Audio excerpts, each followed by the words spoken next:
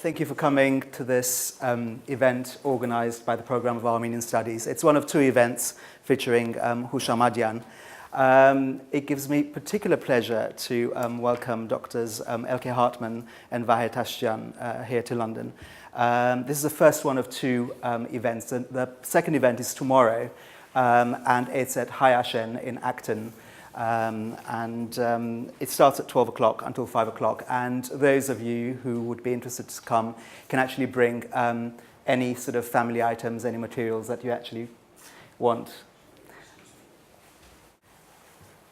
for them to actually be added to the collection of Houshamadyan. Now, Houshamadyan the Houshamadyan Project was launched in 2010, and the website was launched in 2011. And it's already made a big impact among certain circles. I remember at Birkbeck, University of London, which is across the road, we had an Ottoman cosmopolitanism event 2 years ago. And the theorist, Dr. Marianne Hirsch from the University of Columbia, basically mentioned Houshamadyan as one of the most exciting projects currently sort of happening in the field of memory of the Ottoman Empire. The project was actually co-founded by Dr. Hartman and Dr. Tashjian. So I'll introduce them really briefly. Dr. Hartman is a senior researcher at Ludwig Maximilian University in Munich, specializing on modern Ottoman and Armenian history. Her doctoral thesis was on Ottoman military conscription and modern statehood, and was published in German in 2016. She co-founded the chair of modern Armenian studies at the Pazmani Peter Catholic University. Did I pronounce that correctly? Yes. In Budapest in 2016, and was a co-founder of the Houshamadyan Project in 2010. Dr. Tashjian received his PhD in History and Civilization at the École des Hautes Études and Sciences Sociales in Paris. He is the chief editor of the Berlin-based Houshamadyan website. He has several publications, including the first volume of the Houshamadyan series, Ottoman Armenians, Life, Culture and Society, which was published in 2014, which you can see over there, which he edited. His new book, Daily Life in the Abyss, Genocide Diaries 1915 to 1918, is due to be published by Berghand Books in New York. Okay, Vahe, over to you. Thank you very much for the very warm introduction. Thank you for the invitation to come here. It's really exciting. We were following the program of Armenian Studies, the lectures so far via internet, and to be here now and to introduce our project to you, it's a great pleasure. So thank you for that. Thank you all for coming at this wonderful sunny and warm day and to listen to a subject like ours. I will start. We will talk jointly. We will, and what we do today is to present you what is Houshamadyan about, and to introduce you to the website and talk a little bit also about the volume, mainly about the website because that's the core of the Houshamadyan project. So Houshamadyan, why did we start Houshamadyan? As it's already said, Houshamadyan was founded in 2010. We founded the Houshamadyan Association, and then the website started in 2011. The idea was, it was a few years before the centennial of the Armenian genocide. Everybody was talking about Armenian genocide, and we were asking ourselves, we are mourning our loss, but what was it exactly what we lost? How did Armenians live before the genocide? What do we know about it? Do we really take care about our historical heritage? Or do we mourn a loss and we don't even know about what have we lost? And what was, in our case, in our generation's case, it's our grandparents' life. Our grandparents and are still belong to the generation of survivors. So what exactly was their lives before 1915? When we started thinking about this, we, as an Armenian historian, as an Ottomanist, we saw there is a double gap. The one side of the gap is the Ottomanist side. We are talking about the history of the Ottoman Empire, a topic internationally studied. And whenever you look at Ottoman studies, you see there is a screaming silence about Armenians. Not only about the genocide, but imagine if you want to deny a genocide, then it is impossible to talk about the life before the genocide, because then you reach necessarily at one point, you reach the point when you ask yourself, where are these people gone? So if you want to deny, one effect of denialism is not to talk about the Armenians at all. So there is a silence from the Ottomanist side. Now, in recent years, the picture has changed a little bit. There are some Ottomanists and Turkish scholars, Kurdish scholars who study Armenian life, who study also the Armenian genocide. Some of them have learned Armenian, yet it's still a difference. They have different topics in mind, they have different questions in mind, and of course language skills are not so elaborate to really base a research on Armenian sources. And this is what Houshamadyan sets out to do.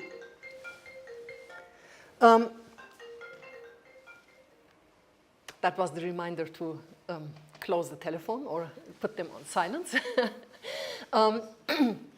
I have started to talk about Armenian sources. Indeed, Armenian as a centuries-long written language with a rich written heritage, the Armenians and also the Ottoman Armenians produced a tremendous wealth of written sources, sources of all kinds, also visual sources, and so far nobody has worked about them. If you really want seriously to study the history of especially the eastern part of Anatolia, but also the western parts, let's say Bursa, then you cannot neglect Armenian sources. Armenian sources provide rich information about the history of Anatolia, the history of Asia Minor, not only the Armenians. And this Houshamadyan has started to do. And now Vahe will continue to talk about the significance of Armenian sources. And yes, about the Armenian sources. And first I want to emphasize on the crucial years that preceded the genocide, the years, the post-genocide years, when this is a period when we notice that among the Armenian intellectuals, among the Armenian elite, community leaders, there is an there is an ideological shift. And of course, that ideological shift was the consequence of the genocide, that was the consequence of exile, but also of denialist policy that was continued after, during the Turkish new regime, under the Kemalist regime. So,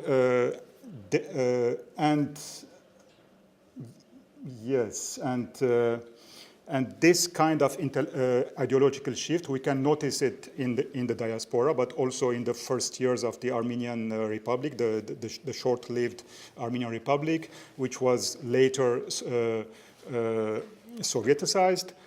So there was a general ideological shift among the Armenians. And in this context, we can say that during this post-genocide years, the memory and the historiography among the Armenians became also somehow reconstructed. I mean, by reconstructed, had the direct impact of the genocide, and it was there was some changes also in the historiographical field.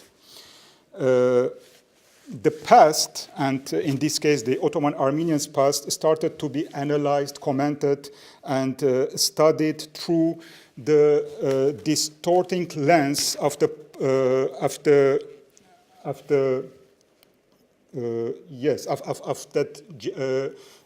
new ideology that was emerged after the First World War, after the genocide. And here in this case, I want to emphasize on history, because this is the topic that we are discussing here. On other fields, there was also the impact of this new ideology. For example, culture, literature, music. In all these fields, you can see that impact, that direct impact of the new ideology that was emerged among the diaspora Armenians after the genocide. And in this context, we can really see, we can observe a kind of homogenization about the past, about how to study history, how to see the Ottoman Armenians' history. And this was something new in Armenian historiography. And as I said, the direct impact of the genocide. Yes, and during that years, for example, we can notice that the history of the Ottoman Armenians started to be presented as it was the struggle between two groups, Turks and Armenians, and many aspects of that Ottoman Armenian life, for example, the social life, the cultural life, the political, different aspects of political life, the social environment started to be neglected in Armenian historiography. And personally, I studied in an Armenian school, and I can talk, for example, from my own experience, and I'm sure that here there are also some other persons who studied in Armenian schools in the diaspora or even in Armenia, the Republic of Armenia, and we know how the textbooks, the Armenian history textbooks present the Armenian history, the Ottoman Armenian history in these textbooks.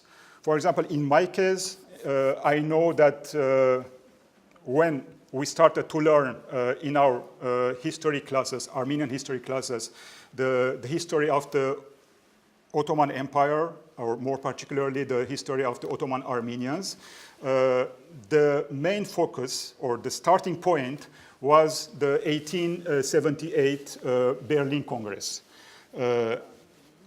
If some of you don't know the history of the Berlin Congress, is that historical congress during which the reforms, the Armenian reforms or the reforms that was promised by the European powers to implement in the Ottoman Empire was somehow rejected. And the Armenian delegation, headed by Hrimian Hayrik, the future patriarch and the future Catholicos of the Armenians, when he arrived, came back to Constantinople, the Hrimian Hayrik had his famous iron lead discourse, and that was, according to these textbooks, history textbooks, that was the starting point of the Armenian revolutionary movement, Armenian nationalist movement, the struggle against the Ottoman government, the armed struggle against the Ottoman government. And then in these history textbooks, of course, there is a big part about the 1895 massacres, the Hamidian massacres, but also later the 1915, the genocide, later the emergence or the creation of the Armenian independent state, the Treaty of Sèvres, and the end of the Ottoman Armenian history is the Lausanne Treaty in 1923. So this is how we learned the history of Ottoman Armenians. Other parts of that history, like, I don't know, the social environment or how the Armenians were living with their neighbors, what was the place of Armenian traders in the Ottoman Empire. So there are many, many aspects of Armenian life that was somehow neglected in the new post-genocide Armenian historiography.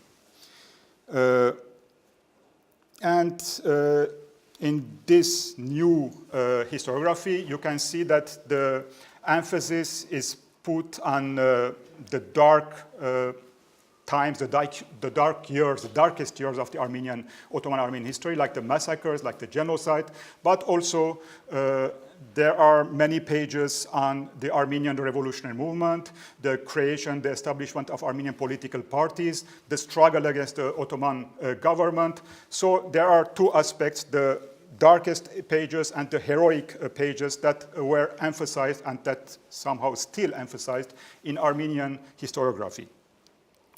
So what about social life, about social environment, the relation with the neighbors, the everyday life? So these themes, these aspects are somehow neglected in Armenian sources, in Armenian history sources.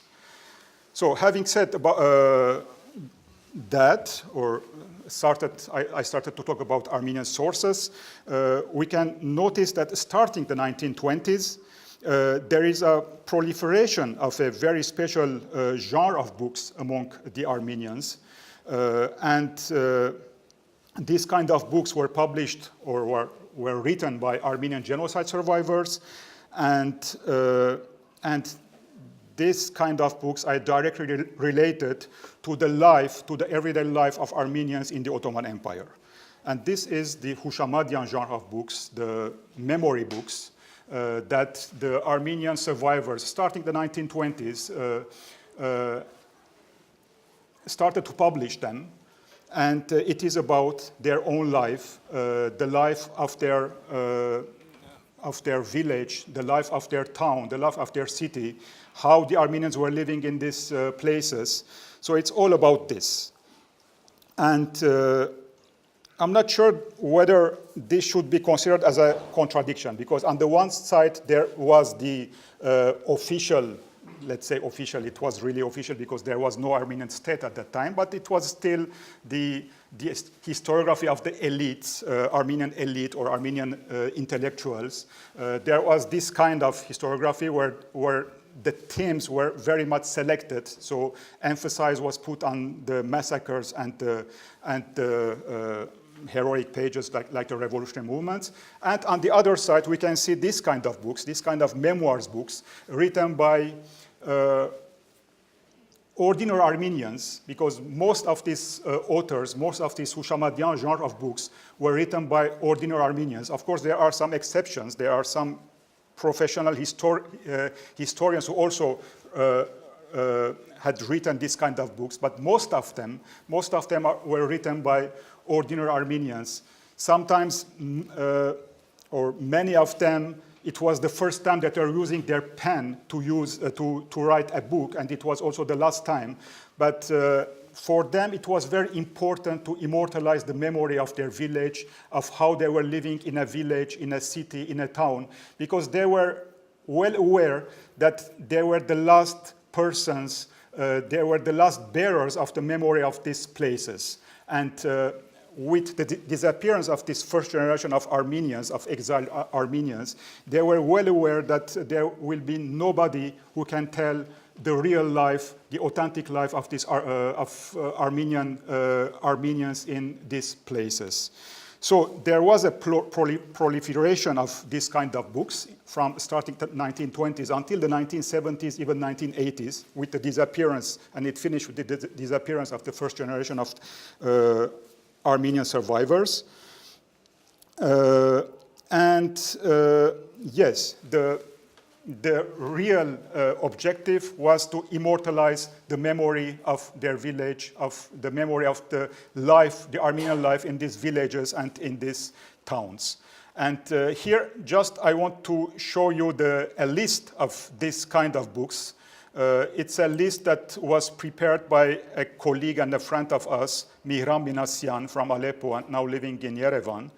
And at this stage, it's the most complete list of this kind of books, memory books, Houshamadyan genre of books. And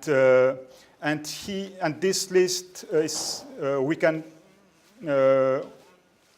it's about some 300 books, and this is only the published ones, because many of them, or many authors, although they had the will to write about their village, their town, their city, but at the end, they didn't have the possibilities, the financial possibilities, particularly to publish them. So here we can see some 300 books, published ones, and many of them, as I said, are still in institutional or in the archives of some institutions or in family collections, in family homes. So there are many other treasures still about the life of the Armenians that are not published until now.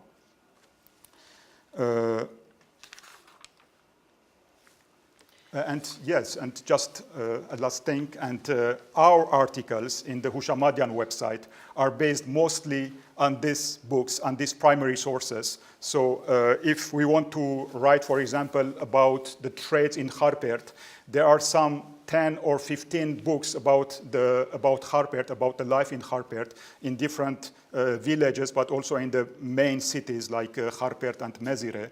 And based on this, on the information that we find in these books, we write an article, for example, on trades in Harpert. So this is how we started to work in Houshamadyan. So I go a slight little step back to the beginnings of the Houshamadyan project. This is also Vahe plunged into the Houshamadyan's everyday's work to do the research, do the bibliography of the sources, adding sources, and then producing the articles on everyday life on several themes. Of course, when we started thinking many years ago about what has to be done in Armenian historiography, and then we developed the Houshamadyan Project, this would not have been possible without, if we hadn't met the Hereshtagian family, Peter Hereshtagian, and the Kalayjian family, who turned out to be the main donors of our project. Yes, I want to show it. Maybe you can go to the Support Us website and then show. So we introduced our project ideas to Peter Hereshtagian, and he was kind enough to say, get started. I will provide you with the first financial basis. And that was the starting point of Houshamadyan work. That made possible the effort to do the bibliography, to do the research, to do the work, to get the first articles written. So the first step was an organizational step. Hereshtagians and Kalayjians were willing to support Houshamadyan Project financially, but they suggested don't work as individuals, form an association. So we founded the Houshamadyan Association in 2010, as said, and then Houshamadyan Association sounds big, but Houshamadyan Association and has a big project in mind, but it is a tiny little working group of people. The association is, according to German law, we are like minimum of 7 people who form the association and do all the administrative work, but it is a voluntary work.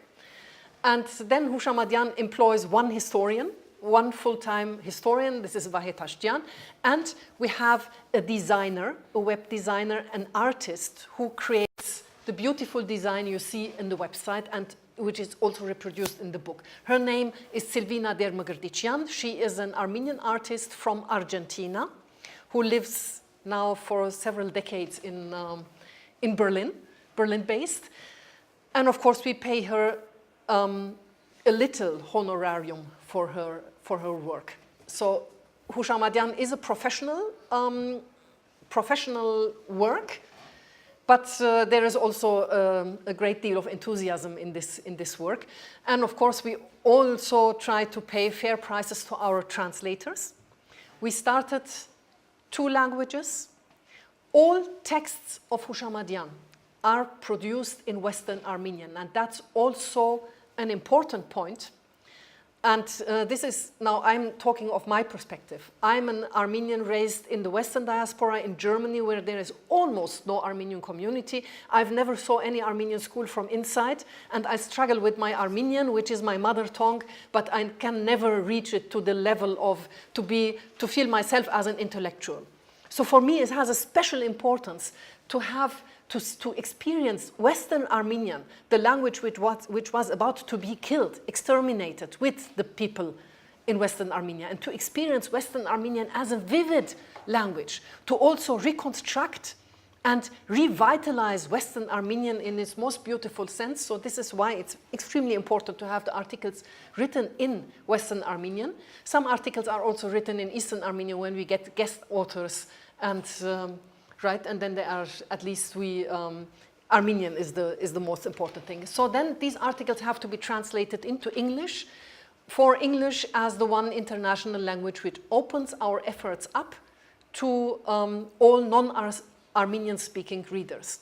So this is also one point of Houshamadyan, to build bridges to the past, to connect the Armenian generations, those who are still able to read Armenian, to understand Armenian, and those who are not able, who lost the language and are therefore disconnected from one part of Armenian history. Also to build bridges to all people non-Armenian who may be interested in Armenian history, to reach out our hand. And this is why it was extremely important for us to also have a Turkish translation. When we started Houshamadyan, we were not able to afford a Turkish translation. But then we were again lucky enough to have support from the Gulbenkian Foundation, who, it's now 3 years, finance a Turkish translation of all our topics. We have now a very good Turkish translation. All Turkish readers, they are very content with the Turkish translation, and this allows us to build the bridge to those who still live in the country, to the Turks and Kurds, all the inhabitants of Anatolia. And now the greatest part of our readers, in fact, are Turkish-speaking readers. Whenever we publish a new article, we see that a lot of people living in Van, living in Bitlis, living in Muş, they are reading our articles and share the memory and share the history. So this is also very important. And then, talking about reaching out and building bridges between the generations, between the various segments of population somehow involved in this Ottoman-Armenian joint experience, joint history, the schools become important. And here also Gulbenkian Foundation is important in supporting us and financing a little project, a half-time coordinator, Shoger Margosyan, who is now 3 years part of Houshamadyan team. Shoger Margosyan living in Brussels and coordinating a cooperation project with Armenian schools, introducing the topics and the ideas of Houshamadyan, the reconstruction of the Ottoman Armenian past into Armenian schools, and mobilizing the new Armenian generation to make an effort and make a share in collecting the materials, in asking their family about their past, what have their family holdings. And with this, we do, there was a new section opened in Houshamadyan, and then later we will talk about that, to collect all the materials and to just publish it and to create something like a virtual all-Armenian archive, family archive. So Vahid talked about the Houshamadyan books. All this genocide experience and experience of the survivor, it's about fragments. There is no such thing as a complete social environment surviving. Genocide means that everything is destroyed and the contexts are destroyed, and the only remnants are fragments. So the first generation of survivors, they made an effort to collect all fragments they had in whatever, family pictures, the important sons and daughters of their hometown, whatever they knew about dialect, about local cuisine, about local traditions, and to put them together in the books. And we are continuing, but with the possibilities of modern technique, of internet, connecting the different parts of the world together, sometimes connecting the different branches of Armenian families together, and putting all together these thousands of fragments. Each family contributes one picture, but they may be an information another family can add to the same picture. And all these pictures, all these memoirs, all these handwritten letters or diaries we collect, it's all assembled on the website to what is becoming a steadily growing all Armenian archive, putting all these fragments to a mosaic with stones, little stones added, with each object which some family can contribute to us. So this is, and then so I wanted just to show, of course, Houshamadyan still lives on support and private donations. So we have this section on the website, Support Us. Whoever wants to make a contribution is most welcome to do. And our main donors, as I said, we have them we have established like a virtual monument. Other people are donating money to build a khachkar, and we are donating, these people, they are donating for the Houshamadyan website, and this is like the Hereshtagian family, if they are originaries of Urfa. So the Urfa website, the Urfa pages of Houshamadyan family is dedicated to the memory of the Hereshtagians from Urfa, as well as the Marash website are dedicated to the memory of Kalayjian, because both Kalayjian was a native of Marash, and his son donates. So there are several ways to enter the Houshamadyan website and to use it, to read it. One way is to approach geographically by maps. The other way is on themes. I'll start talking on the maps. You go and see, you have the Ottoman Empire, the map, and you have the Ottoman administrative division, two Ottoman provinces called vilayets. Now, not only the people were exterminated, not only the language was, and the cultural heritage, all the life, it's also place names. So this is another achievement of Houshamadyan, to reintroduce the place names into the geography of Anatolia. Houshamadyan creates new maps. So, therefore, we have here the administrative division, and I decided to show. You can click on the map, you can click on one vilayet, and there opens up a more detailed map. So here you have the vilayet of Harput, Kharpert, Ma'muretul Aziz. And then the Ottoman administrative divisions splits up every province, vilayet, into sub-provinces called Sanjak. Here you see them, the Sanjak of Malatya, Sanjak of Ma'muretul Aziz, Sanjak of Dersim. So then, when you go and click onto one Sanjak, maybe you go here, then you see it opens up even in more detail. And then you see that the several villages, the Armenian villages, are introduced into the map with their ancient Armenian names, with their names today in Turkey. And here you see the specificity. These villages, now the Turkish Republic built a huge dam, and the places of the villages are under the water now, beneath the water. In some cases, I go back to the map, I go to the Bitlis vilayet. In some cases, the work, you can see the great detail in reconstructing the places of the villages. Look at the villages of the Mush Plain. And here the sources, again, are the Armenian sources, are also Ottoman sources. And the village registers, so it is a puzzling work to reintroduce and to build, then to draw the maps and to figure out the exact places. It's not only about maps. Then we go to greater details. In some cases, we have city maps. We have the city plans. So here we go to Urfa. Here we are going to the province of Aleppo. We are going to the city of Urfa. So, and here opens up a city plan. This is just a portion. This is just a portion of it. And then when we scroll down, you see in greater detail here. And then the picture opens up in a bigger resolution. And you can see the city map. So these city maps, the material for it, either you find sketches in the Houshamadians, or the city map is reconstructed also by Houshamadyan staff. In some cases, it even goes to even greater details.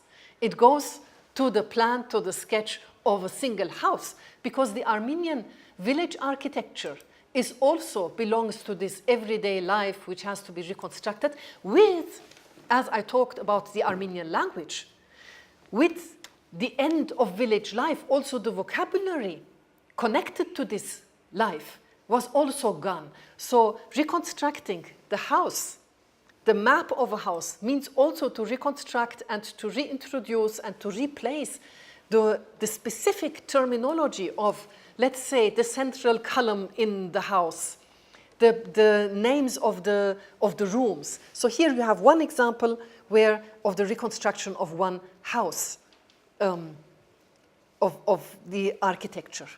And of course, on all the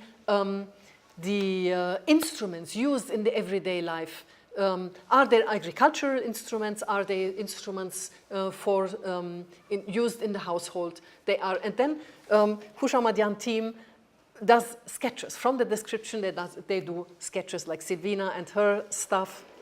They do the sketches and they visualize. The other possibility to approach the Houshamadyan website is via the themes.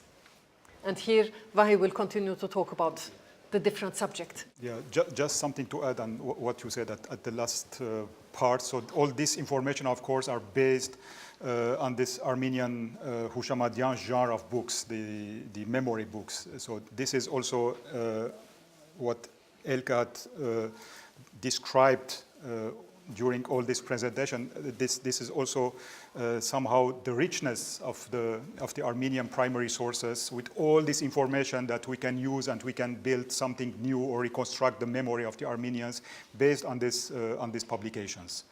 And the themes are another way to visit the website. In themes, you have here the main themes like economy, religion, political life. For example, if you click on local characteristics, here you can see different sub-themes like cuisine, games, folk medicine, song, house and architecture.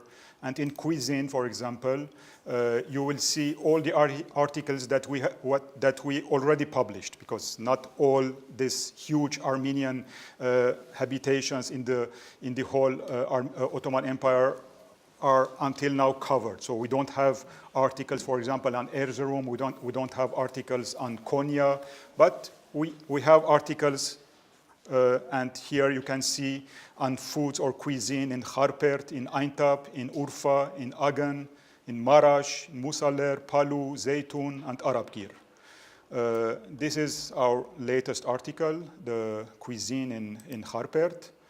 And here you can see that first the informations are mostly based on the memory books, the Houshamadyan's books. But you can see here in this particular example how we are working with visual materials. And you can see the richness also of Armenian life through the visual materials like photographs. And this is a big part an important part of our work, to collect photographs, to work on them, to give a new quality to these photographs. If the photographs are taken from a book and it's not very clear, so our job is to make it clear, make it much more communicative and much more clear to the eyes of, in order to put it on internet. And but we can see in this particular example how it's also through photographs we can make the articles much more communicative. And most of these photographs are taken from missionary archives in the United States. And Kharpert is a region which was very well covered by missionaries through photographs. There were some important missions in Kharpert, and many of them took photographs. And fortunately, many of these photographs are still in different archives in the United States. And we have been very lucky to have them and to put it on our website. Or another thing, this particular embroidery, for example, it's a beautiful thing. It's very attractive to the eyes, but it's also here in this article on cuisine or Kharpert, it's something authentic. Authentic. I'm saying that word because it's also from Kharpert. It's coming from Kharpert. Here you can see the same embroidery in, yeah, it should be somewhere here. You see the richness of the cuisine of Kharpert. Yeah.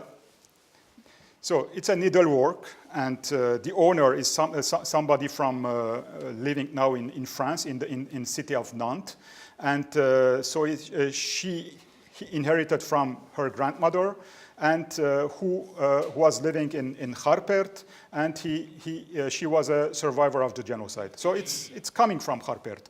And in other places, and we put it here because it's connected to the subject. It's connected to the Harpert cuisine.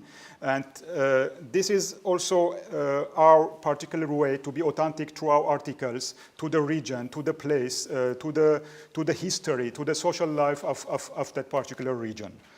And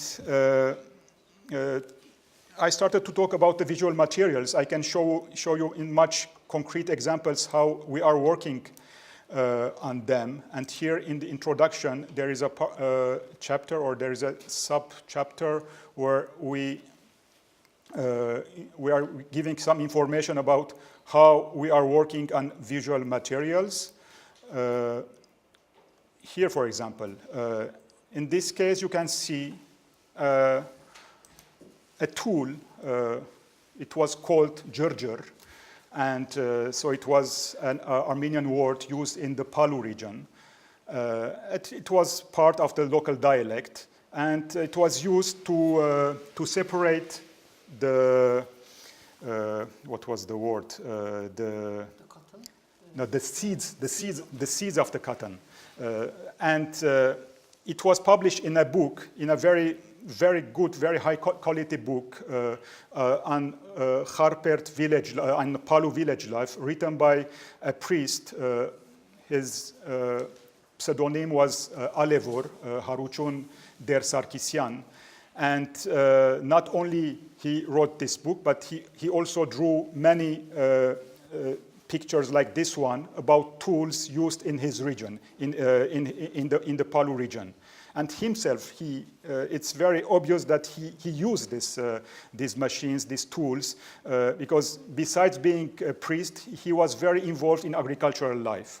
But you can see also that it's not very attractive drawing. So our team worked on it, and it became this one. It's the same tool, but much more presented in a much more attractive way. Or this one, for example. It's also a drawing by the same author, Alevor. It was used also in Palu. It's very traditional, not a tool, but a symbol. It was called the Hulinjak, or the Horpoloch. In other regions, it was called the Horpoloch. And it was an onion that during the Lent time, the Lent weeks, it was hung on the ceilings of the village houses. And it had 7 feeders of rooster, or rooster, yeah, of rooster. And after each week of the Lent, this one feather was removed, and until the end of the Lent. So it was it was very common in many villages in the Ottoman Empire, in Armenian villages. But it's also a tradition which is now disappeared, or disappeared, maybe not completely, because in some places in present-day Armenia, you can find this kind of tradition in some villages, but it's somehow different. It's not the same tradition, because in Palu case, for example, there is the 7 feeders, but there is also a the arrow, and it was they put the arrow on this onion in order to affray the children. Why affray the children? Because the children sometimes don't respect the land, and they were saying the Hulunjig is seeing you, what you are doing, and if you will eat during the Lent, so he will see, and he will shoot with the arrow. So a very interesting tradition, and but our team worked on it, and it became this one. Yes, and if I will resume in a couple of words the work of Houshamadyan, I will say that it's a fusion of 3 main things. One is technology, the internet technology, the website. The other one is the historical research. And the third one is art. And this is, we are very lucky to work with Silvina and with all her knowledge about art, the artistic world. And this is, I think a good fusion of these three elements. So art, speaking about art, has its own say in it. It's not only to illustrate, it's not only to skillfully rework also the historical photographs, to refine them, but it's also to express with the means of art what the historians do, what the historians produce. What does it mean to reconstruct a lost past? What does it mean to visualize? So Silvina is one of the artists. I just remind you that Silvina, in her artwork, deals a lot with memory, with identity. She was 2 years ago in the Armenian pavilion of Venice, which was at the Biennale in Venice, where the Armenian pavilion won the award. She was part of that. She was one of the award-winning artists with her art, and she contributes it to the Houshamadyan Project. And this is one thing that she works, and she does the design. And talking about the reconstruction of the Ottoman Armenian past is talking about the great variety. The variety of forms is not homogeneous. Each dialect is different. The embroidery of each region is different. And people back then knew about this embroidery belongs to Kharper, this embroidery belongs to Marash, and so on and so forth, to Van or to any other region. Each piece of clothing with the colors, with the specific ways, with how it was done, it has its own significance, and people could know it. And so to reconstruct all this is to make visible the great variety. Silvina reproduces this in as Vahe demonstrated with this carpet embroidery also in the art. But there is also the artistic expression of what does it mean fragment? What does it mean the loss? May I draw your attention on here, the background of the Houshamadyan website. What do you see? It is a picture. The holes are stamped out. So, but the stamped out, the wiped out hole is what creates the silhouette of what is no more there. Today is, so every now and then this background changes. It's the silhouette of an Ottoman Armenian town. Nowadays it's Diyarbakir. It used to be Aintab, which is also, you see it in the book. So you see the same element of reconstructing. This is no more there, but in wiping out, you leave a silhouette. This is what the artwork does, and she reproduces this throughout the website, throughout the book, this very idea, and then she keeps it up. Now we are collecting fragments. We are also collecting in each family. There is one mosaic stone. There is one element. One family has a spoon. Another family has a mandolin. Another family has a clothing or a watch. And all of these, they are fragmented elements of the Pan-Armenian mosaic. And the idea of fragment and of mosaic stone is reproduced in these single little round things on the white spot. So there is a lot of white in between, but we have this, they are spotting out. And then you have also the empty circle, because we cannot fill on all the circles again. This is the emptiness. But again, even the emptiness, it expresses something. It expresses the will to really now care about this historical heritage and bring it back to life. Bringing it back to life also means to use modern technology, but to use visual means and audiovisual means, which may be more attractive to a younger generation or to all those who are not necessarily in the same way related to a printed book as we historians are. So this is why Houshamadyan also works with little podcasts, with little animations. Maybe I can show one. Then we will talk in greater length about that. We can show it at the end. At the end, yes. I just wanted to open the page on the themes. Am I going to the wrong direction? So here, when you go to the themes, you can see there are music galleries, there are voices. These are the sometimes we are getting recorded tapes, like one tape recording from Marash from 1950. Somebody was talking his memoirs from Marash and is also singing and playing the mandolin, and other so authentic voices. This is Hovannes Chirishian from Marash. And then we show you one example. What does it mean? The local varieties. But also Houshamadyan works with or does little podcasts. Where are they? Okay, we come back to that later. Little films, little podcasts.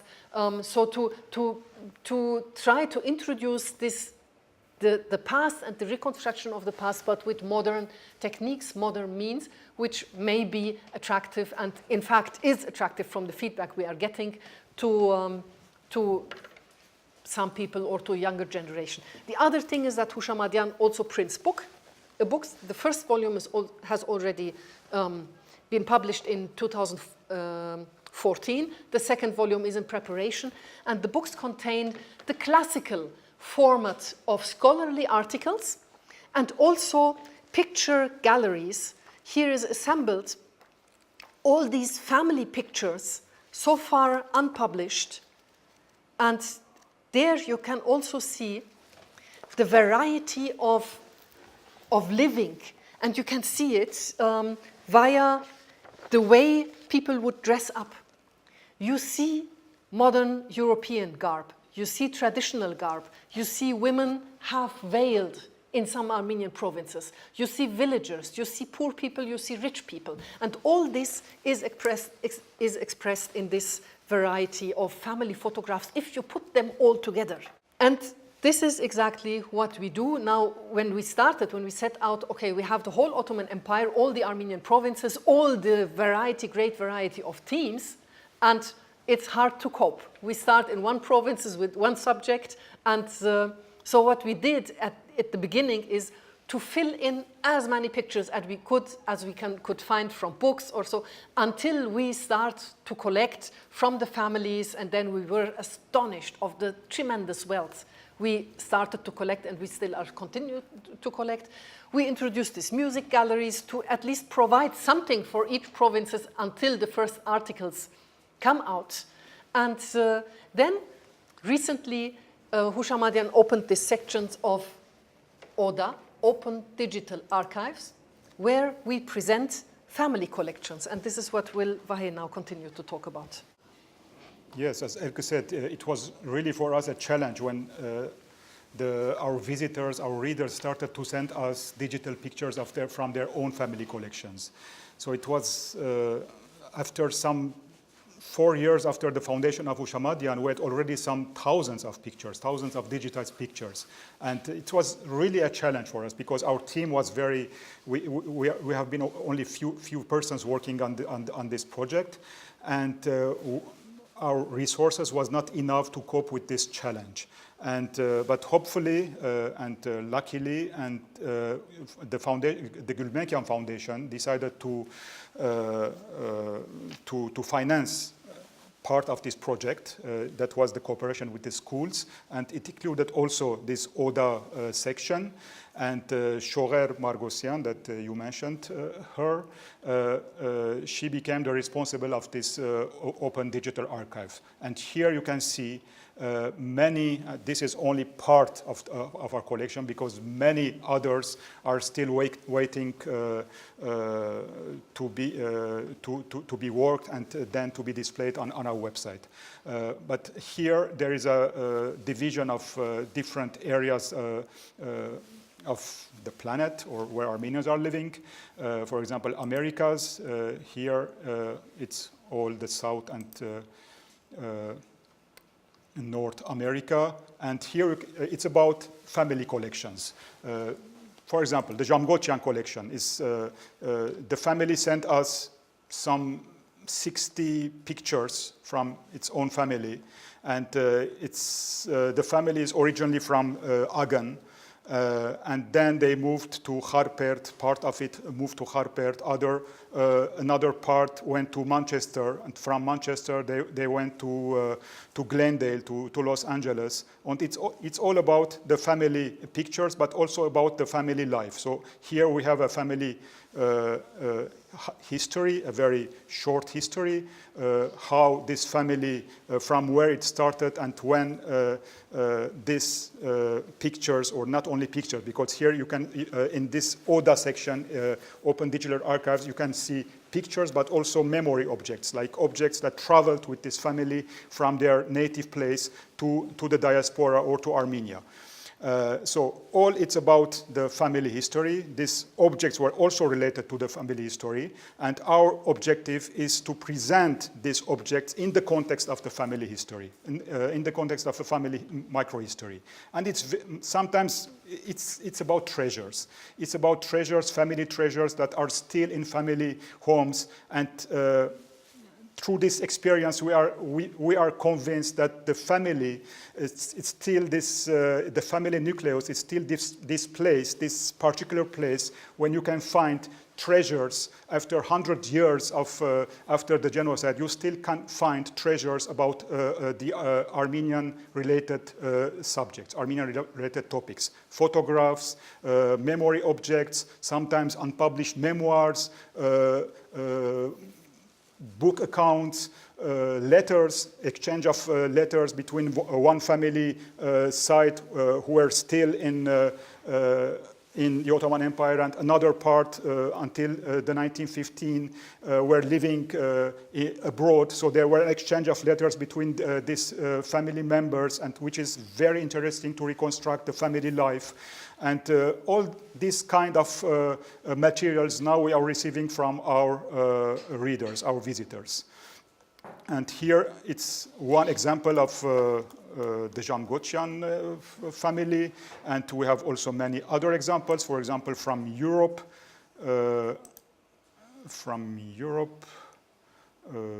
Yeah, this one is from France.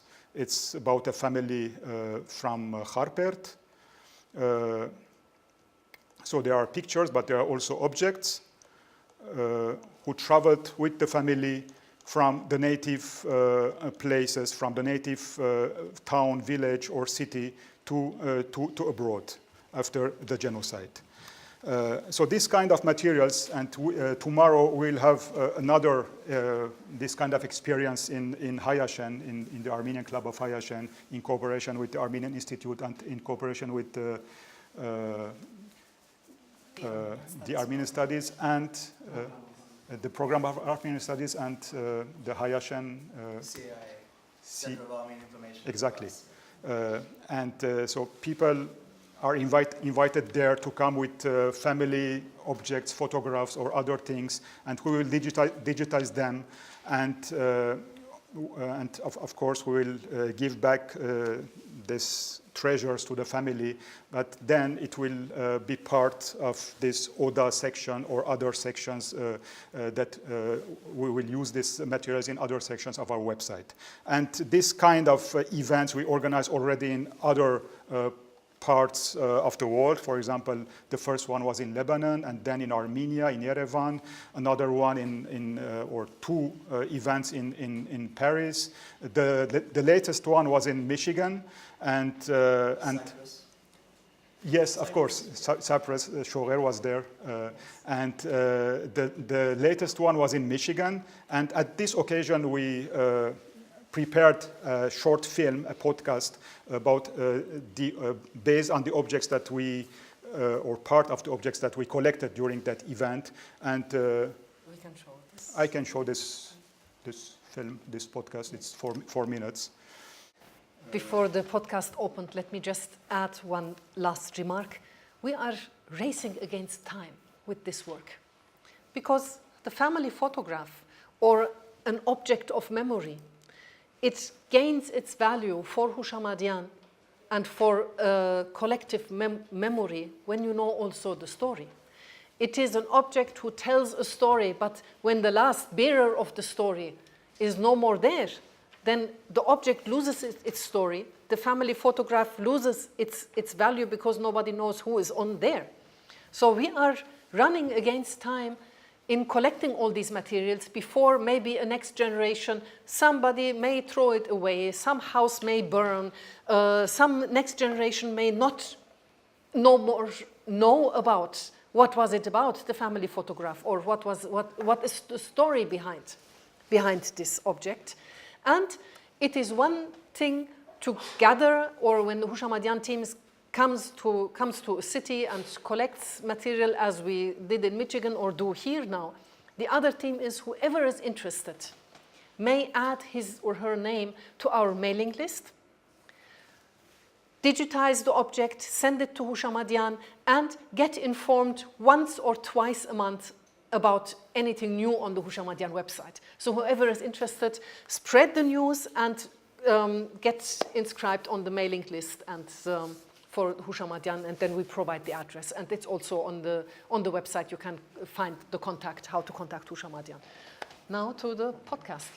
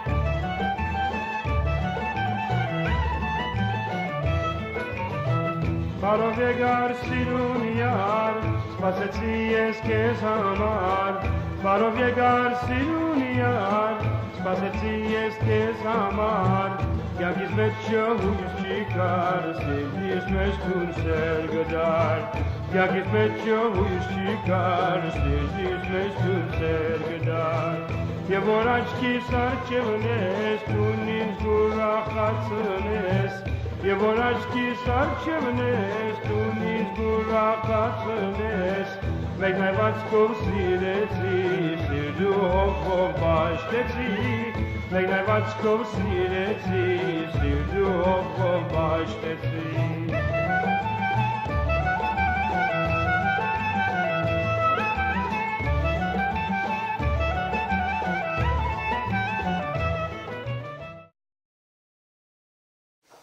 Thank you. Thank you. Thank you very much. Please join me in thanking Elke and Vahe for this extremely rich presentation of what is an incredibly rich website, and it's just getting richer and richer and richer. And I'd like to sort of open up the floor to questions. I'm sure there'll be plenty. So. Can you deal with Ottoman Turkish documents as well? Yes, I'm, as was said, I'm a trained Ottomanist. I can read it, and I do work with Ottoman archival documents also. I spend a whole year in Turkey doing research on in the Ottoman State Archive, but not on the Armenians, or that was, I collected mainly on Ottoman state and military conscription. That was in a time where Armenians as Christians were excluded. So this exclusion is also part of Armenian history, and to examine the very structure of the Ottoman state. And the documents we have in Ottoman, they are the state-issued documents. Other people who are contributing to Houshamadyan, many people who are contributing voluntarily to Houshamadyan are also able to read Ottoman, and they are contributing with the Ottoman sources. Then we have a lot of Armenian sources, but in Ottoman language. So these are also to be worked. Working Ottoman Armenian history means to be polyglottic. There is also the element of Armenian, Turkish Armenian, or Turkish written in Armenian letters. And then there are the variety of Armenian dialects. So we are very lucky to cooperate, for instance, with Miran Minasyan, who knows Turkish, Arabic. He knows to read Ottoman. He is wonderful, marvelous in Armenian handwritings. Vahe is one of the few historians who is able to read or to deal with the Armenian sources better than anybody else. Not many people are, I have to say that because he will never do that.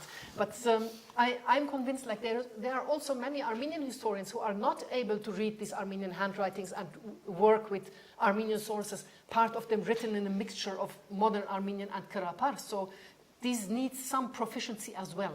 And then with the many Turkish and Kurdish enclosures into this Armenian language. So we cooperate with very many people to profit from their knowledge in a specific dialect, to try to figure out what this Turkish or Ottoman term means. So yes, this is also part of the... But our main core is the Ottoman documents, they are preserved. It's a state archive. But we are, as I said, we are racing against time with the Armenian holdings. And it's also to re-evaluate or to give some value to the importance of Armenian sources, to introduce them into historiography. So this is why we put the main emphasis so far on Armenian sources. But there are already some articles on the Houshamadyan website, for instance, articles on demography, based also on Ottoman sources, Ottoman documents. Yeah. Thank you for your presentation. Just a question, in your archives, have you got copies, at least, on property deeds? Land deeds, agricultural land deeds, property deeds, houses, that sort of documents? Yes, we had them, but it's not part of their objective to collect this kind of documents. So our objective is to reconstruct life, and if these deeds through these deeds we can know, for example, where that Armenian family was living or the exact place. That could help us that can contribute to our project to reconstruct the Armenian life. But these kind of legal documents, and through these legal documents, as in Armenian life or the present-day life, you can see many political parties or political groups that are claiming through these deeds this land or this place or this church. It's not our place. It's not our job to do that. Of course, if someone is presenting to us deeds, we will not say that we don't accept it. But it's not the deeds. We will not use these deeds for political purposes. For example, to claim a land, to claim a house. As I said, this is not our field. This is definitely very political you will field. not claim. You're documenting it. The other question is Armenian medicinal literature, pharmacopoeias. There are pharmacopoeias. I have one which I intend to pass it on to you somehow, but not tomorrow. I can't do it. It's written in Armenian letters, but in Turkish. You know, you have the name of the malaise, for example, and it says what sort of symptoms this disease will have and what plants you use to treat it. It belonged to my great-grandfather, Ramadan. Wow, So, this is something, for example, it's a treasure. yes, I mean, I had it. We are thrilled, let me say this, because we already have a number of this kind of documents, and mostly many of them written in Armenian letter, but Turkish language. And we are still, we are now thinking of maybe when we can find somebody who is doing research specifically on this kind of documents, of sources. This requires an enormous knowledge. Language-wise, it's very difficult. You also need a certain knowledge on this popular medicine, on biology, on the plants, on then the specific names are regional. It's a huge... well, I'm a biologist, that's why I bring it up. Because I went to Diyarbakir recently, all that part, and there are these great shops, you know, they sell different herbs, spices, all sorts of things. So there was a very attractive place, full of jars, hundreds of them, but I could see one which said, Ermeni Kili.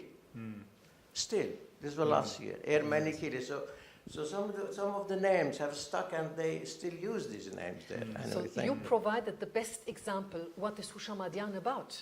What we claim is to reintroduce Armenian into the history, into collective memory beyond the Armenians. And this is Houshamadyan, to set up this, to reintroduce Armenians into the historiography.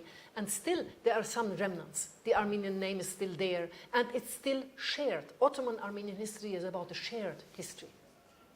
And nationalism had divided it.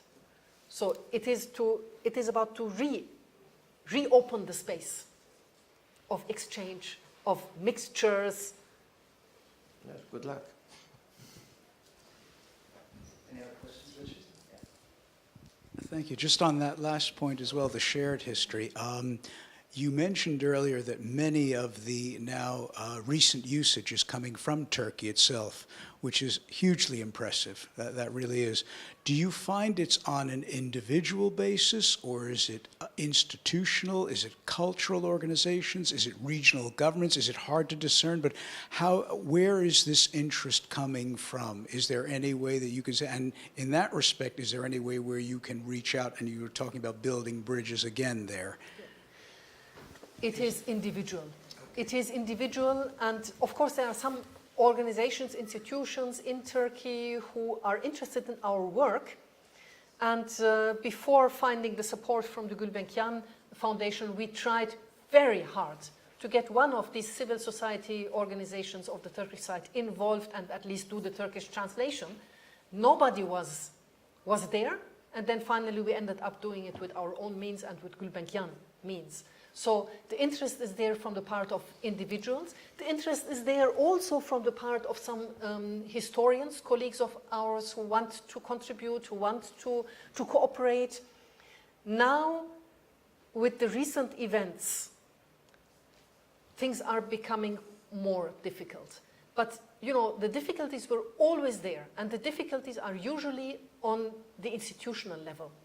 And this is why we set out to have Houshamadyan being built on the individual level, being addressed to individuals who contribute. Each individual contributes family archives, a memoir, a memory, some little fragment.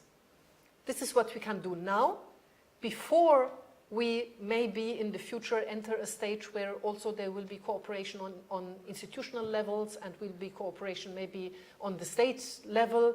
This is what we dream in future, but what we can do now is to really, you know, care about the historical heritage and do whatever we can do so far. And it's a lot. And we can also notice that most of these Turkish visitors who are visiting our website are persons from the interior provinces. That means they are coming from, or they are still living in the places where we are talking about. For example, Harpert, the region of Harpert, the region of Urfa, the region of Aintab. So the people are still living there, and I'm sure that many of them don't know the history, the history of their region, the presence of the Armenians. Of course, they are heard about the Armenians, but they didn't, until now, they don't know what place they did have these Armenians in these places. And people are still living there. When we are talking about a church in Harpert, a church in Urfa, they know where this church was constructed, and they are seeing it in their everyday life, that place. And when we are describing that church or that place, that community building in its all richness, in its all history, so there is an interest. So that interest is growing among these people, and this is on individual basis. Well, and especially with the emergence now more and more of the crypto-Armenians who now, yes, or the, yes, yes, and who are now that emerging kind of out letters of the we are woodwork. receiving in every month. Yeah, people looking for their relatives or who want to know better the life of the Armenians in this or that village, because they know that their grandparents or grandmother were from that village. So they are looking for connections, for relatives. And this kind of letters we are receiving many of them from these persons. What we also receive a lot is the experience that for many inhabitants of Turkey today, it is an identity issue. And the loss of the Armenians, they now feel that it is a loss for themselves too. They are, and now this continuous generations of denialism has cut them off from their history. So we are, the Armenians, we are still establishing a bond or a connection to our history, even, you know, beyond the experience of genocide, and we have this tremendous loss also in memory. But it is also for them, it is a loss of memory, and theirs is more radical, because denialism means that they are not even in the families. It was silence. So we are receiving so many letters, or people come and talk to us, or when I'm teaching my university classes, I have always half of my students being of Turkish or Kurdish origin, and that they come and they say, like, in our family, you know, family memory reaches back 3 generations, and now it comes to an end. And then they say, okay, we know that our great-grandmother was from this village. She never talked. My grandfather never talked, and maybe I'm Armenian. I don't know. So they feel the tremendous loss. What does it mean to exterminate a whole population? That it always leaves a scar on the remaining society as well.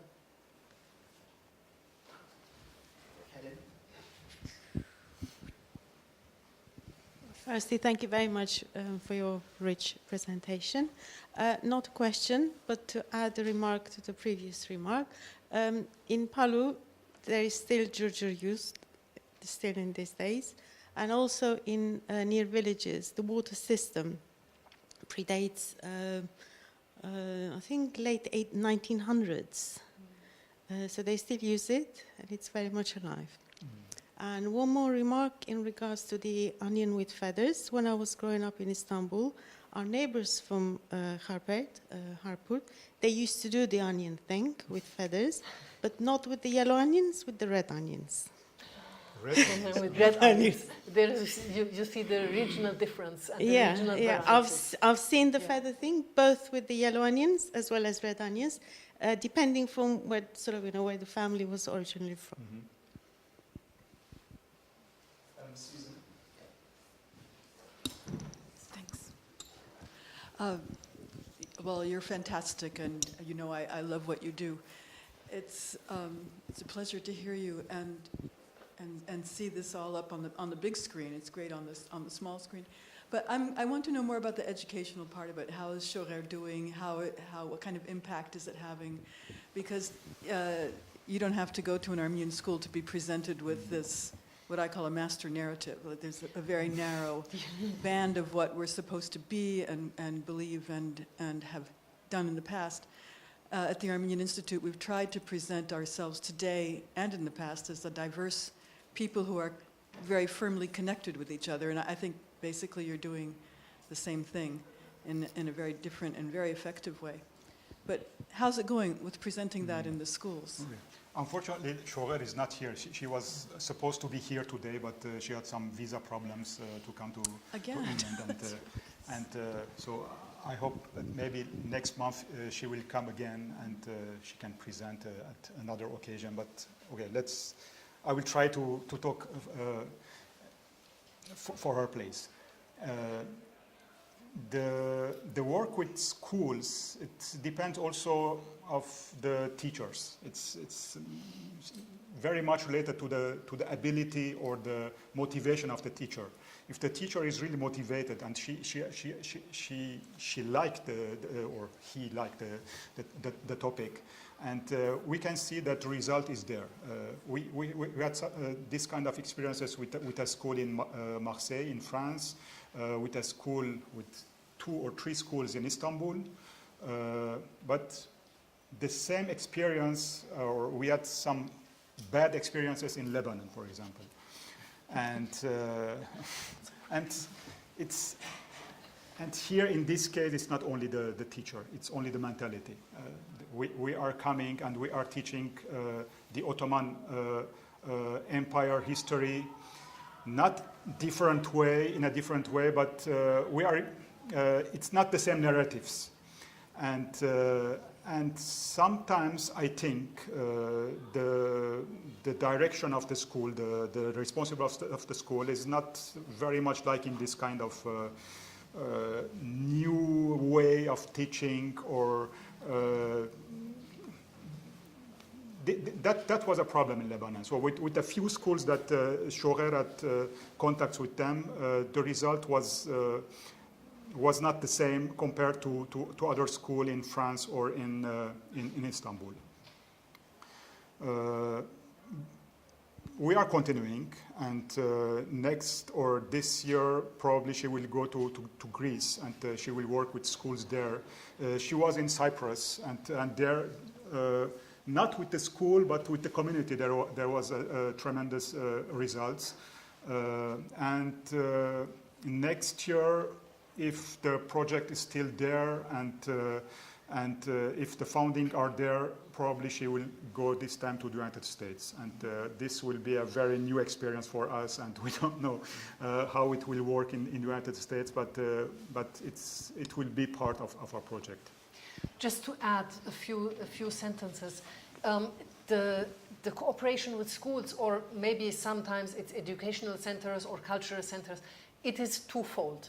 One is, to introduce this idea of collecting items and doing it through the school children. It also, it makes them ask their families, and it makes them getting involved into this heritage, the family story, to ask, to do research in a way, which makes them think or deal with Armenian history on this local or miniature level, on the smallest possible level, And so it is a different approach also to history, and then to introduce, that's the second level, to introduce, but this is also, of course, if the teachers cooperate or want to do this, introduce this approach, micro-historical approach, into history classes, into the teaching of history.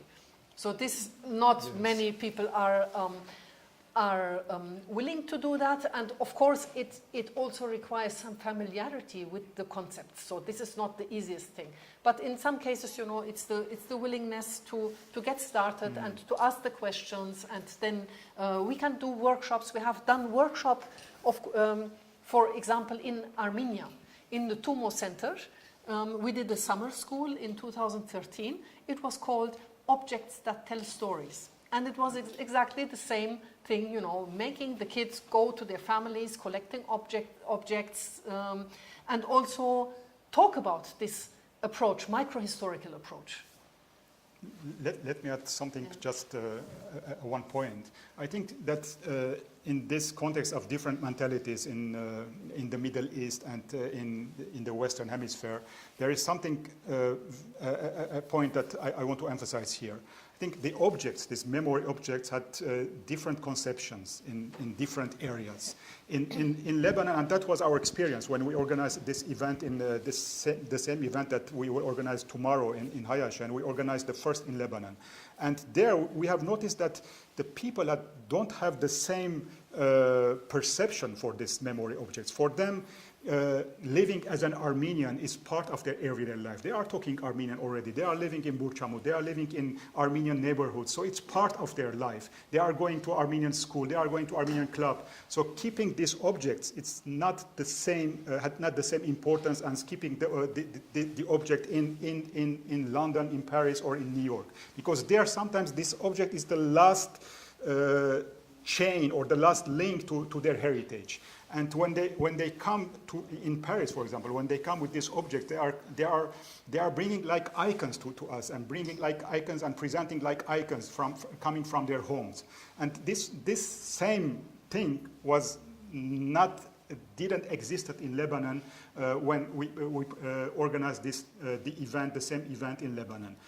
Sometimes they came and they said, this is for you, because if in a couple of days I decided to throw it. So this is for you, this picture is for you. I don't want to keep it. And it's another conception. It's another perception of towards the object. We, as you know, we had an exhibition of memory objects downstairs, and some 10,000 people came through. And it was fantastic, and the people really did present them as icons. But when I've done ethnographic work in Cyprus, for example, or elsewhere in Kesap, if you go in people's homes, they do have those things, and they will show them to you. Perhaps they don't get why you're doing a workshop about it. That does perhaps seem a little bit, I don't know, like they don't need to do that. But if you're actually with them in their homes, they have an amazing amount still of things. I don't know how much longer. Yes. For all the reasons probably that you say. Kesap could be a very particular example, but people in Beirut who already seen many wars, people in, I don't know, in other places where they have seen migration, and the objects had not the same meaning for them, because sometimes it's something more. Something is so it's can be seen as something for troubling or something like disturbing the family life, because they don't need them. They are sure when there will be war, they will go away without these objects, or without this big, I don't know, this utensils of kitchen materials, this copper material. So sometimes they don't keep them. No, I didn't that. I was wondering where so we shared this.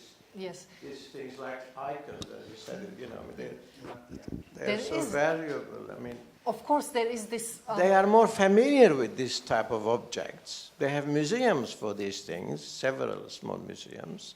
And whenever they go, they do carry them, with them. They cherish these objects. It wasn't the case in and my they've family. got great collections, in Beirut, in Sometimes, yes. individual houses. Yeah. She's right. When you enter the houses or go to them, as a guest, they'll show you all these things. But, Sometimes yes, sometimes no. in front of the cameras, probably Yeah. they will be camera shy. Sometimes yes, sometimes no, and then there is a generational thing. It is a certain generation who still keeps it because it's the very, very vivid memory of their own parents. Definitely. But for the grandchildren is not the same.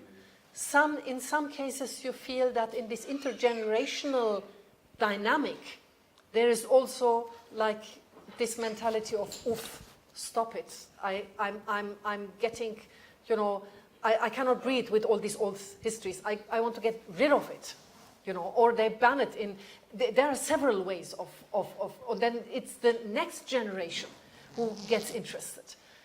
In the United States, as one example of a Western community, you see also this dynamics of generation in a different manner.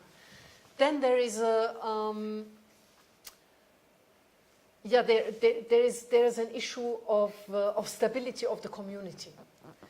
To turn to history and to deal with history, to be educated as a historian requires certain stability. And when you look at the Armenian communities after the genocide, the Armenian centers which emerged after the genocide, many of them were in the Middle East, Beirut, Aleppo, Palestine, Jerusalem, look at the Armenian quarter of Jerusalem, and so on, but also Ethiopia, Egypt, and what have you. Almost all of these communities suffered a generation later yet another war, yet another coup d'etat, yet another destruction, and the last topic was now Syria. So it requires, each generation starts from scratch. Armenians are building up their communities, then they may have a museum until the next war destroys all of this and destroys the tradition. And then when you arrive into Western countries, United States, it takes you 3 generations to build up a community, to get a certain feeling of being settled. And then it's the third or fourth generation which develops a mentality to say, okay, my son, my daughter can be a historian, not necessarily should be an advocate or a medical doctor or, an engineer to earn money and have a living. You need some degree of being settled to deal with these issues, especially in a situation which is the case in the diaspora with almost no structures. Institutional structures, and then you are doing all these things in an environment where the hosting society does not provide any infrastructure to deal with Armenian things. We have to do it on our own, individually, with individual donors. Excuse this question, I ask it in the best of intentions. Do you call yourselves historians, documentalists, archivists, or all 3 together? Because in my mind, they are distinctly different things. We are trained historians, professional historians. We have studied it in European universities. And of course, in this sense, we are historians. We are also the heirs of Armenian family traditions. And because of lack of infrastructures, we are thrown into this cold water and try to learn to swim in it, to do all these things what an archivist do. But of course, we always try to get the expertise of the people who are doing this professionally. In Berlin, part of our Houshamadyan association is a close friend of us who is a professional librarian. She is a librarian in the State Library, Prussian State Library of Berlin, one of the biggest German public libraries, and she is the one responsible for the Oriental section, and she is also, her father is Armenian. Her father was Aram Pehlivanyan, she is Meline Pehlivanyan, her mother is German, and she is a professional librarian who contributes to our efforts. We try to work together with other archivists. We try also to include into the Houshamadyan team all these people who are not necessarily like professionally trained, but who have a great expertise in certain segments of knowledge. A specialist in Armenian traditional music, specialist in Armenian garbet kork, carpets, yeah, rugs. And all these contribute to our efforts. And talking about archives, we're not collecting materials, real materials. What we are collecting is mostly digitized materials. And digitized archives is something really new in technology. And we are dealing with a new technology, how to archive these materials in the digital world. So this is something new, and we are looking ways to the best ways to digitize our thousands of digitized materials that we are receiving from different parts of the world. And to get them catalogued. I don't know, you attended to several meetings of what is now called digital humanities, which is a new field in historical science. And for all historians, for European American historians, it's also new. And we are participating. You participated in several meetings or conferences on this topic, presenting Houshamadyan, but also learning. I will do now in 2 months or so, I'm invited to give a talk and also to learn about this digital humanities at the German university in Halle. So, yes, learning by doing. I think we have another question. Well, this is I don't know. Let's see what happens.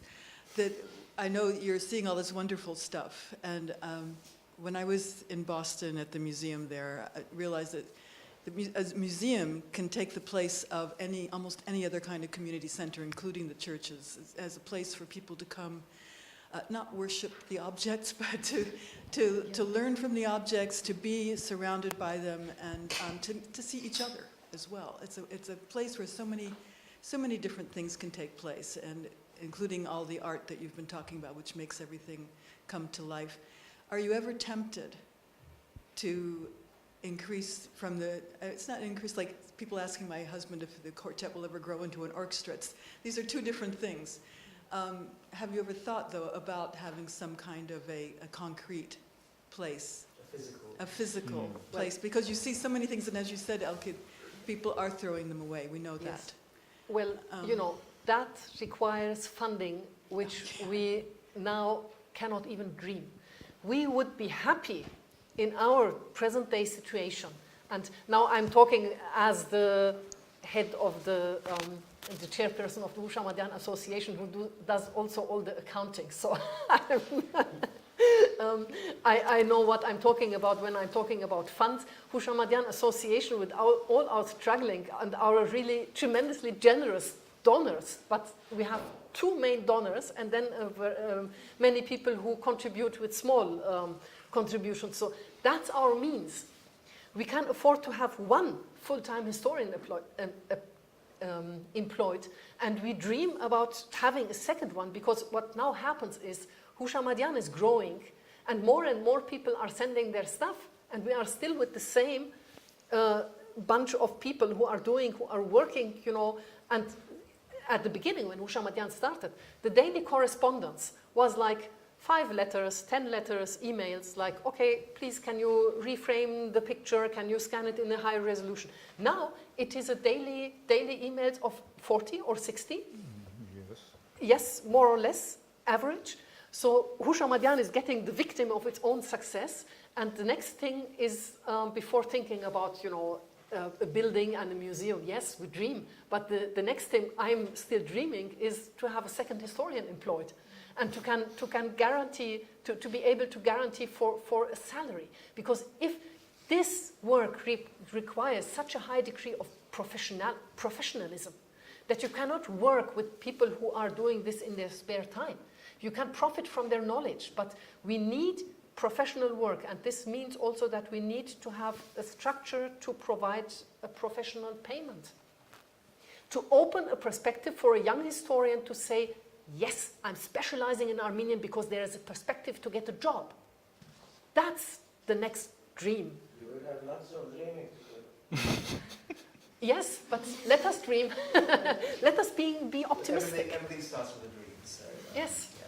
Yeah, that's good. One last question. Yeah, okay. Can we? Do you have the answer? Yeah, may I? Please. Yeah, time. Yes, may I just say, I do admire your dedication. I mean, it must require such a lot of work and dedication.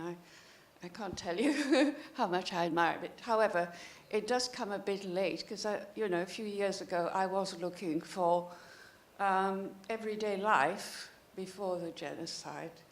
However, this is beside the point. There are two things. First of all, do you have any feedback from non-Armenians? Do they look at your site at all? Which would be interesting. I always want, you know, the field to be extended. The second one, well, I'll go, you know, later. I'll deal with Yes, it later. we do have a lot of feedback. Houshamadyan, the Houshamadyan website and all the articles written, the scholarly work of Houshamadyan is now introduced into the academic world, one can say, because I can say almost everybody who works seriously on the history of Anatolia uses Houshamadyan. Not all of them quote Houshamadyan, that's a different topic. Doctoral theses are worked on the material of Houshamadyan. So Houshamadyan has found its place and also found its place beyond academia, that's science. People are asking our expertise and also in the field of, you know, the practical use of historiography in arts, in cinema. Now, I don't know, I stopped counting, but there are several cinematographic projects, like, who are using Houshamadyan. Like, think about German-Turkish filmmaker Fatih Akın with his film The Cut. One of his main sources was Houshamadyan website. Think about writers. Now we are in constant dialogue with a novelist. She is a German novelist, a German-Armenian, with Armenian roots, a novelist, who is preparing a novel also with the topic, some Armenian history-related topic. And she's constantly asking us questions. Vahe was invited to Turkey to be the advisor for a film project. And at the end, he was also asked, like, questions on every kind of question on daily life of the Armenian and there beyond was that. Another film in Berlin that they were preparing a police film and Yes. in Berlin, and so they needed some Armenian old pictures, and they came. yes, From the film project we take, I insisted of being paid because they are earning money and usually, but now when like an artist or a novelist asks, and then we say, okay, we have an open access policy. We want to have this material being accessible, and if somebody comes and it's a non-profit, like exhibitions are being prepared on the basis of Houshamadyan material, then we don't take any money because people cannot pay and they are doing valuable work. But if, you know, large scale, this German project, it's called Berlin Babylon, it will be aired in 2018, it's a series. And when they come and need historical photographs from the Houshamadyan archives, of course they paid That's good. their share. Yes. You Yes. know, May I just- otherwise, for students, for persons who need our pictures for publications, it's all free. So, and this is also the wish of the people who are giving us the pictures. They want to spread them and not to keep them in archives and in institutional collections. So the objective is to spread them. And if somebody is asking pictures just for publications, of course we will give them. If there are no more questions, I might sort of just abuse my position as chair to ask the last question. Ottoman Armenians. There has been much discussion, especially in the nationalist press and the diaspora, whether the use of the term Ottoman Armenian sort of, you know, is correct or not. And then you mentioned that there were some difficulties with the schools specifically in Beirut. So, what is your position? Do you get sort of complaints? Do you get Do you find yourself in a difficult position sometimes when... Complaints, yes, we have received some letters. Sometimes there is the other story that when we want to present Houshamadyan somewhere in Lebanon or in Armenia, sometimes when we give a title for our presentation and it's written the life, for example, the life of Ottoman Armenians, sometimes they change. It became the life of Western Armenians, and it became sometimes, I don't know, the life of Armenians. When that happens? Sometimes we are surprised when we arrive and we see it in the local press, and so they don't, sometimes they don't inform us. And of course, it's as I said earlier, after the genocide, there was the impact of Armenian nationalist ideology on many aspects of Armenian life, and historiography was included. The life of the Ottoman Armenians was included. So there was also that impact. And when you see these books, these publications written by Armenians, this memoir genre of books, these Houshamadyan books, they are also, you can see also the impact of that ideology in these same publications. For example, many chapters of these books, of course, they are speaking about life in their village, the life in its many aspects, but many chapters of their books are devoted to the genocide, to the massacres, to the heroic figures of their village. That means the revolutionaries, the political party members. But in the same time, they are presenting a life which wasn't very a nation-state life, or a life of an Armenian nation, like they want to present the Armenians in the Ottoman Empire. So they were living, and this is, you can see this kind of text in this Houshamadyan genre of books. They were living in a very hybrid environment. And they were influenced by this hybrid environment. In some places, there were Turkish speakers. In other places, there were Armenian speakers. In other places, there were Kurdish speakers. So the life was very heterogeneous in that times. We were living in a time when Armenian nation, or that was the Armenian proto-nation period, let's say. And they were living in an empire, and they were contributing sometimes to the establishment, to the consolidation of the state.